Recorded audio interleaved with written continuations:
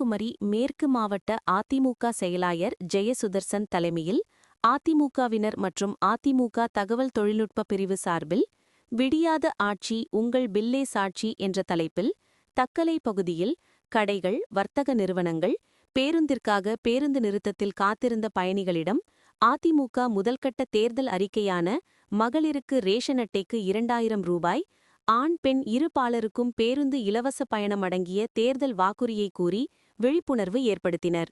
தொடர்ந்து டிஜிட்டல் மீட்டருடன் சென்று கடந்த 5 ஆண்டுகளில் சொத்து வரி உயர்வு, மின்கட்டண உயர்வு உட்பட பல கட்டண உயர்வால் 5 ஆண்டுகளில் எந்த அளவுக்கு விலைவாசி உயர்ந்து உள்ளது என்பதை விளக்கி டிஜிட்டல் மீட்டரிலிருந்து பிரிண்ட் எடுத்து ஒவ்வொருவருக்கும் விளக்கி கூறி விழிப்புணர்வு செய்தனர்.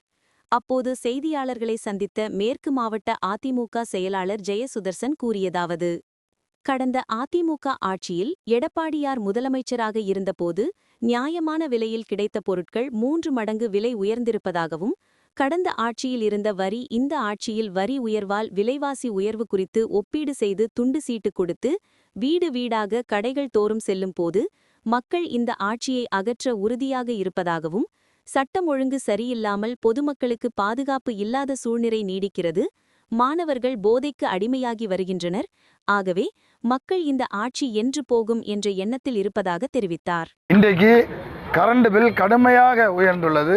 இன்று மக்கள் புரிந்து கொண்டிருக்கின்றார்கள். ஒவ்வொரு அவருடைய வீட்டுக்கு வருகின்ற அந்த பில்லை பார்க்கும்போது அவர்களுக்கு தெரியுது கரண்ட் பில் பல மடங்கு உயர்ந்தது. அதுவும் சொத்து வரி கடுமையாக உயர்ந்துள்ளது. அதே போன்றுதான் இன்றைக்கு ஹவுஸ் டேக்ஸ் அதுவும் கடுமையாக உயர்த்தி இருக்கின்றார்கள். இந்த ஆட்சியில் அனைத்து பொருட்களும் 1க்கு 3 மடங்கு விலை அதிகமாகிவிட்டது. புரட்சி தமிழர் எடப்பாடியார் ஆட்சியில் அனைத்து பொருட்களும் நியாயமான விலையில் கிடைத்தது. ஆனால் இன்றைக்கு விலைகள் அனைத்தும் மிகவும் கடுமையாக உயர்ந்துள்ளது.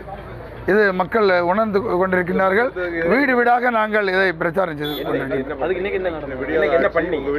இன்றைக்கு ஒவ்வொரு வீட்டிலும் அவர்களுடைய current bill, tax, house tax அனைத்தையும் நாங்கள் கேட்டு நம்முடைய புரட்சி தமிழர் எடப்பாடியார் ஆட்சியில் பில் எவ்வளவு கட்டினீர்கள், இப்போது எவ்வளவு கட்டுகிறீர்கள், அதை ஒப்பிட்டு அவருடைய நாங்கள் அந்த பில்லை கொடுத்து கொண்டிருக்கின்றோம்.